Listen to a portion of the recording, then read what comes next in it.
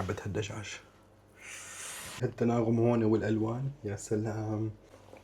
ونجيب طنجرة العز والرضا يا غوالي على هالمنظر اللي يشرح الصدر.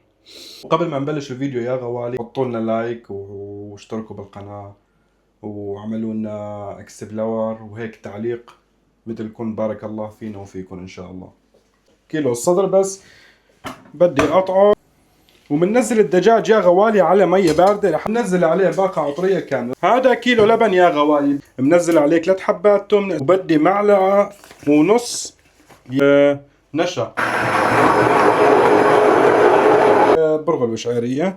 بدي انقع البرغل يا غوالي 35 دقيقة. طنجرة بننزل اللبنات على مصفاية، المصفاية لازم تكون ناعمة يا غوالي. بنحركهم، بنضل محركهم لحتى تفور.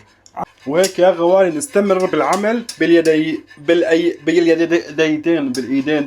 وبعد ما شلنا الزفرة على الفروج يا غوالي، كل ما بيسمك عنا اللبن بننزل له شوي شوي مي. المصفاية اللي بنزل فيها مي بنحط فيها مكعب ماجي، لازم ما يكون كمان كتير يعني، عرفتوا كيف؟ نرفع الدجاجات وبننزلهم هلا على اللبنات. معلقتين سمنه يا غوالي على طنجره السخنه، وننزل عليهم الشعيريه لنحمصهم مشان البرغل. ما حمصنا الشعريات يا غوالي بننزل البرغلات بعد ما غسلناهم. شوي من مرتة الفروج بنضيفهم فوقهم لحتى ينطمروا باصبعهم.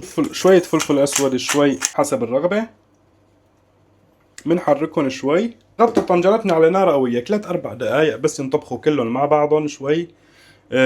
بخفف النار على البرغل.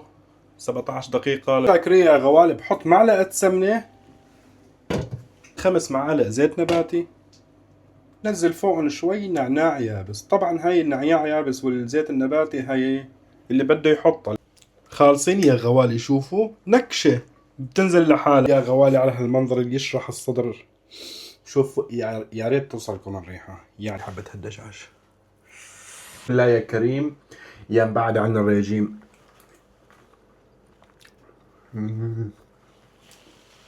يا ويلي يا ويلي على الطراوة وعلى الطعمة وعلى الطيابة.